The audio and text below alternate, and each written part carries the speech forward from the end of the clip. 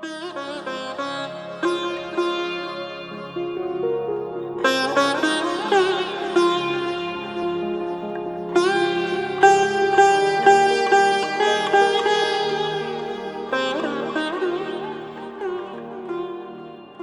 খালা, পাখির নামে তোমার নাম কে রেখেছিল জানি না।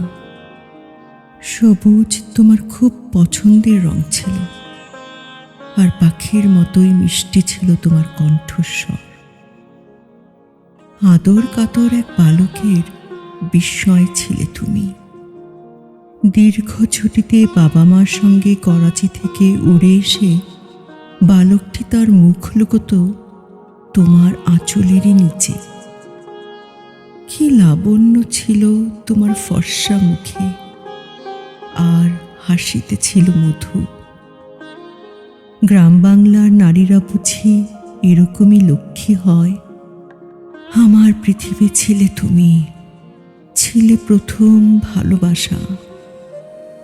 সবুজ তোমার খুব পছন্দের রং ছিল।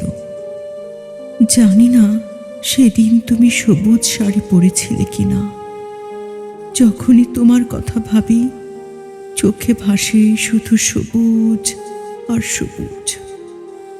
স্বদেশের শস্য শ্যামল প্রান্তরের মতো, বৃক্ষের সতেজ চঞ্চলতার মতো, তোমার নামে নাম রূপসী পাখির মতো সবুজে সবুজ। আহা, সহস্র সবুজ।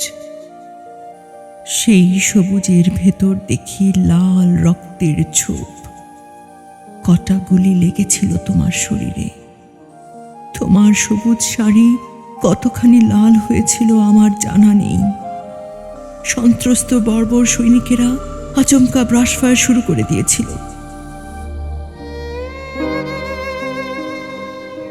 যদি তারা তোমাকে তুলে নিয়ে যেত, তাহলে কি হতো?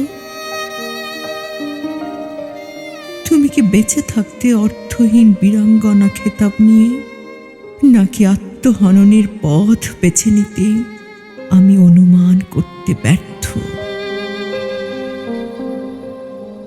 গণ আদালতে কজন বীরাঙ্গনা এসেছিলেন।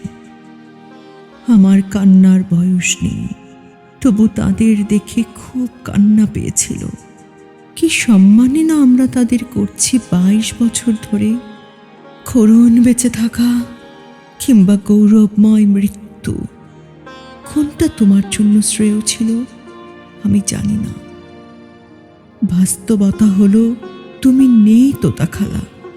শুধু জেগে আছে সবুজ শাড়িতে লাল রক্তের ছোপ, যেন স্বাধীন বাংলাদেশের পতাকা।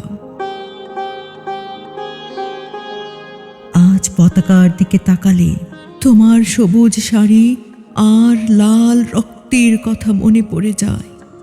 তোমার সবুজ শাড়ি, তোমার বুকের রক্ত, তোমার সম্ভ্রম দিয়ে বোনা আমাদের এই জাতীয় পতাকা।